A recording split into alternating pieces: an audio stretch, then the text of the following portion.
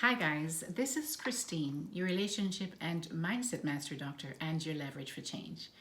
Today I'm going to be speaking about gathering data when dating. Now, this is something that a lot of people, this is a phase of relationships where a lot of people make a terrible mess, and including me in the past. And so I've learned from my experiences as well as from the experiences of friends and family members and clients, everybody, right? We make this mistake at the beginning of dating because we don't think straight. And why don't we think straight? Everything is all one big muddle in our mind. All we can see is this person, and we have this feeling, and we're caught up in this whole mess of all those hormones, right? That hormone soup I always talk about. And we just see this person and we go, oh my God, I'm just so, you just feel so like this person is the one, right? And the fact is, guys, if you're meeting somebody for the first time or even the first couple weeks, months, this person is a stranger. It does not matter if your family knows them or your neighbors know them or your friends know them. People can keep a side of them they don't want known from everybody out in public. It's the person that they are, and usually this is when only in intimate relationships when you find out a lot of things that are really, really important for you if you're going to have this person as a partner for life, right? I'm talking about marriage, because I'm a Christian, so I believe in marriage. I'm sorry if this is not for you, that's fine. Marriage, right? You don't want to go into a relationship dating someone that you cannot look further down the line and see that this is a person that might be that you can spend the rest of your life with, that is going to uplift you and not push you down, right? So what are some of the first things that you need to do when you're dating? Well, the first thing is to, guys, consciously, because the subconscious and the unconscious respond to a person that you like, and you physically see them, they look like the way that you like them to look, they talk like the way that you like them to talk, they smell like the way that you like them to smell, all of that, right? It's real stuff, right? And you get emotionally caught up into this thing before your mind has time to catch up, right? Your emotions are going, whoa, and your mind is like, oh, wait. Take it slow. Take it slow.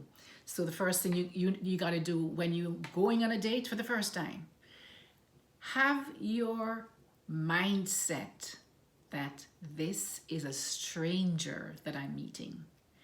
My sole purpose to meeting this stranger is I'm gathering data. I'm gathering data. Yes, it does not sound very romantic, but what has romantic and all that emotional stuff gotten you into in the past? What has it gotten you into? Maybe you should try something new. So think about this person as a stranger. You might feel a connection because of, they have so much things that are similar to you. They like this. They look like the way you want them to look. They talk like the way you want them to talk. They smell, as I said before. They move, they walk like the way you want them to walk. They dress like the way you want them to dress. This person is still a stranger. And so your sole purpose in dating this person, going out with them and getting to know them, is to gather data. Does not sound romantic, but it is what makes sense if you're going to be able to choose someone that is truly someone that you can be happy with and be in partnership with for the rest of your life, right? So going there with a conscious mindset that this person is a stranger, all right? And that you're going to take it slow. You're not going to allow them to move you along any faster than you're ready, and you're not going to move along any faster than you can get the data you want, okay? You're getting data, okay, guys? Pay attention to how they communicate. Is this someone you can sit down and talk to? And at first, guys, this can be very hard to detect because a lot of people who don't usually talk, men, women, whoever, like in regular in when the relationship gets to that state, they might just somebody who don't regularly talk or find it difficult to have conversations will push out, will take out all the stops, and they will talk to you for hours. They'll want to have conversation and they'll talk to you for hours. So that's why I say take it slow. See how long that can last. Okay? Is this someone you can sit down with to have a conversation about just anything? And is this someone that you can sit down with, like later on when there is a problem or a concern or there's something that you need to compromise on? Is this someone you can sit down with and talk about how you can compromise? Is this someone who speaks to you respectfully, in a respectful manner, right? Is this someone who, when they talk to you, you feel uplifted and not put down, right? What are the words they're using? Are they trying to put you down? That kind of a passive aggressive kind of put down thing. When they're talking to you, do you feel good, or do you feel like crushed? Pay attention, guys. Pay attention. All right. Are they willing to compromise on certain things? Okay, I can't go this week, but I could go this week. Next, this time I can't do this, but I can do this. Are they willing to sit down and actually have a conversation about compromise? Are they speaking to you and acting in a respectful manner to you? Or is it all they're talking about is sex and how your body looks and how you're fine and how your clothes fit? That kind of a conversation only means that they're only interested in your body. They're only interested in the physical. They're not interested in your mind. They're not getting to know your mind. They're not getting to know your dreams, your goals, right? And they're not trying to see how you're going to fit into their lives if you're the person that they want in their lives. They're not trying to find out that. If all they talk about is the superficial stuff of how beautiful you are, how your body is, or how you're just all of that sexual kind of a overtone or undertone, whatever it is you call it, right? That a lot of people will talk about when they're dating, thinking that that is going to make them more attractive. But when you hear that, just know that the only intention that they have is to be in bed and have sex with you. It's only a sexual relationship that they want. They want nothing else. Somebody who really cares about you and wants to know about you will ask about your dreams, your goals, how do you feel about that? What makes you happy? Different things. What do you like? What are your dislikes? So guys, be careful about the communication. Listen, and pay attention. Okay, pay attention. And as I said, a lot of people can fake it in the first couple months. So this is why you need to take your time. Okay, how do they speak about their past relationships? Yes. Are they always complaining? Is it always somebody else's fault? Do they speak and say derogatory things about their ex? Because guess what, guys? If you and them, if it doesn't work out for you guys, you will be the next target of that kind of disrespect. You'll be the next target. So a lot of times I always say, you know what, if the person that you're dating, if you could only speak to their last partner or even maybe a couple of their partners to kind of get an idea of who this person really is, it would be so useful. But no, you can't get that. A lot of times you don't get it. You don't get that, really. So you have to do your own research, okay? And sometimes also different things could happen with the other partner. So it really is best for you to do your own research and gather your own data. Are they kind to others? Do they speak to others respectfully?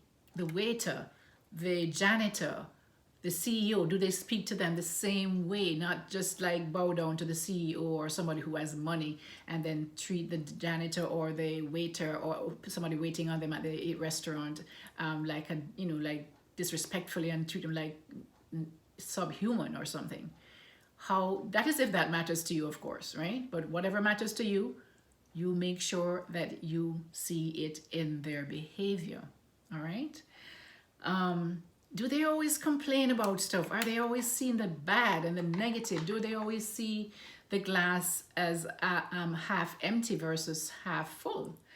Are they somebody who's always talking about, just like the world is coming to an end? Yes, there are things in the world that's bad, or these people are like horrible, or everybody, and it's always a blanket statement, always, never. When people use those statements, it really is not true. Nothing is always or never. And especially when it's just some people just complain all the time. That can get really tiresome and really depressing if you're not that type of a person. Do they encourage or support your ideas? Are they learning about what your dreams are, your goals are, and are they supportive of it? Somebody who's not really interested in you and just interested in your body and having sex with you, they'll only talk about your body. If somebody really wants to get to know who you are, they will learn about your goals. And remember, guys, as I said, it's very important to take your time, because guess what? These individuals also watch these videos and get ideas of what you want, okay? And what you're looking for. And they'll give that to you. All right? Just so you know. Is this person somebody who lets you into their world? That's very important. If this person have you just keep you in this little box over here, and you don't know their family members, you don't know anything about them, just what they tell you, that is something you need to watch out for, because that's in the box. That's the box you'll always be in. All right. Should you entertain this kind of a liaison? All right. Do they hear, when you're talking or you have something to say, are they always cutting you off and then putting in their piece, like your ideas or what you have to say does not matter? These are little things that we don't pay attention to at the beginning. We just don't pay attention to, and we just flip it off and think that it's not important. It is important, because whatever you see at the beginning stages of dating, guys, it's going to be magnified when things settle down and all those hormones and stuff, right, is gone from that relationship, right? So remember that what you see is just going to continue, and usually it gets worse, right? And also the things that are good should get better. So pay attention, guys. Do they hold grudges? If you have some kind of a quarrel or kind of disagreement, is this somebody who won't talk to you? They just shut you out and just turn, they just want to have a conversation. They keep malice, or they hold grudges. They will not talk to you for days, or the way they talk to you is very, harsh. And there's this, just disrespect, rude kind of behavior from them. If both of you don't agree with something and you had a quarrel, all relationships, no matter how good, they're going to have disagreements and they're going to have quarrels. And it is very important how that person speaks to you while you're still in that. Are they able to still be in love with you while you have a difference of opinion with them, right?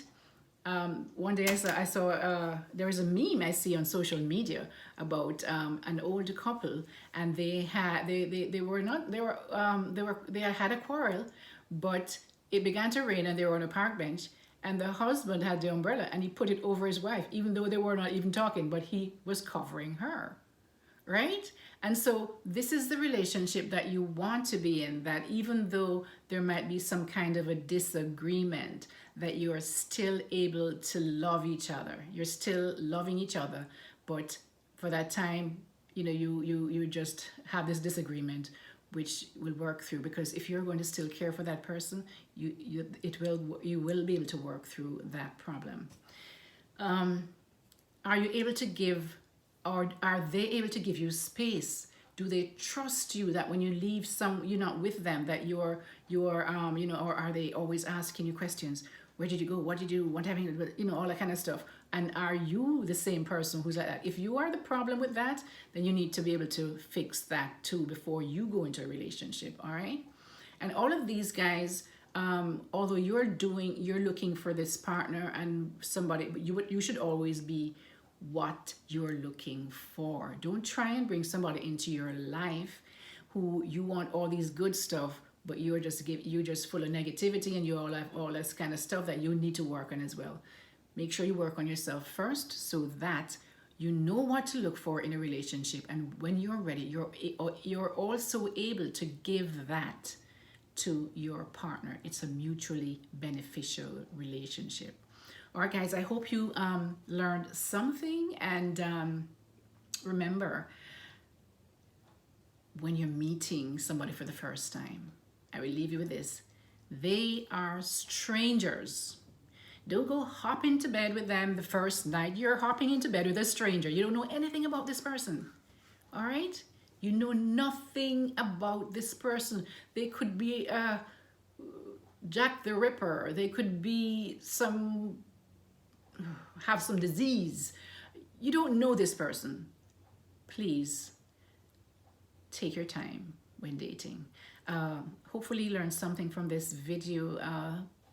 If you did, please share this with someone you love, and or somebody who will be able to get something from this video.